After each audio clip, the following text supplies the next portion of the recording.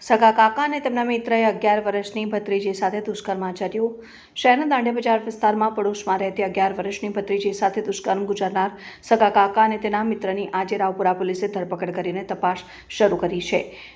Police સૂત્રોમાંથી જાણવા મળતી માહિતી પ્રમાણે ભોગ બનનાર બાળકી 11 વર્ષ અને 10 મહિનાની ઉંમરની છે અને દાંડિયા બજારમાં પરિવાર સાથે રહે છે. આરોપી સગા કાકા પડોશમાં રહે છે.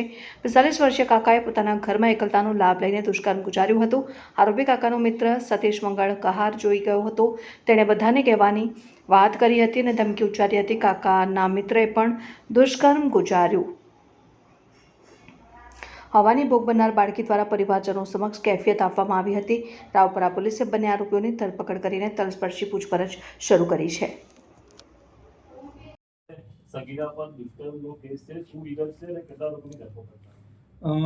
રાવપુરા પોલીસ સ્ટેશનમાં ગુના નંબર 124/2025 જે રજીસ્ટર થયેલો છે.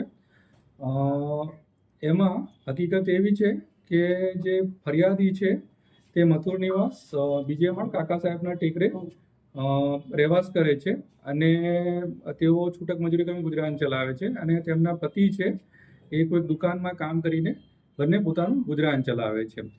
ફરિયાદી છે એની દીકરી છે એ સગીરા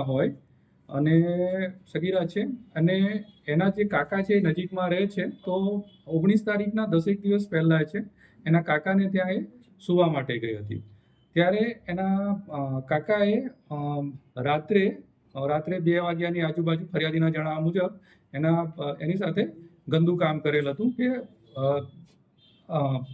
કાર્ય કરેલ હતું અને આ જે આરોપી છે એના જે દરવાજો ના હોય એની બાજુમાં રહેતા સતીશ મંગાભાઈ કાર નામના જે બીજા આરોપી છે એ જોઈ ગયેલા હતા. જેથી કરીને બીજા દિવસે બ્લેકમેલ કરીને આ દીકરીને એણે બોલાવેલ હતા અને બીજા દિવસે આ જે બીજા આરોપી છે સતીશ મંગારે આ દીકરી જોડે ખરાબ કામ કરેલ હતું. જેથી કરીને રાવપુરા પોલીસ સ્ટેશનમાં જે બીએનએસની કલમ તેમજ prevention of sexual offences to children ના જે વિવિધ સેક્શન છે એ મુજબ ફરિયાદ દાખલ કરીને આગળની કાર્યવાહી કરવામાં આવેલ છે. કાકાનું નામ શું છે? એના કાકા છે કાલુભાઈ સુરેશભાઈ કહાર છે. એ દાંડિયા બજાર કાકા સાહેબના ટેકરાવ રહે છે.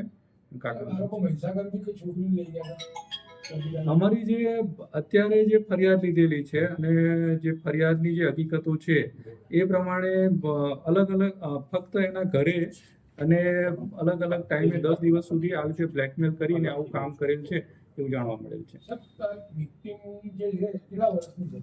વિક્ટીમ છે એનો જે જન્મ તારીખ 22/8/13 હોય, 11 વર્ષ 10 મહિના અને 27 દિવસની જે ભોગ બનનાર બાળિકા છે. કાકા બાજુમાં જ રહે છે આ ફરિયાદીના? એના છોકરીના કાકા છે કંઈક નજીકમાં જ એની રહે છે. આરોપીઓનો કોઈ ગુનાહિત ઇતિહાસ છે? જે અત્યાર સુધી અમે તપાસ કરી છે એમાં આરોપીઓનો કોઈ ગુનાહિત ઇતિહાસ અમને આ બાબતમાં જોવા મળેલ નથી.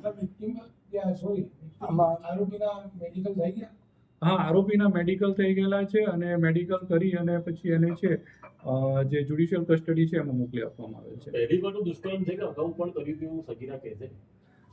સગીરા પહેલી વારનું જ કહે છે કે આ રીતે સુવા ગઈ હતી અને તે વખતે જે છેલ્લા 10 દિવસમાં થઈ રહ્યું છે એમ જણાવે છે.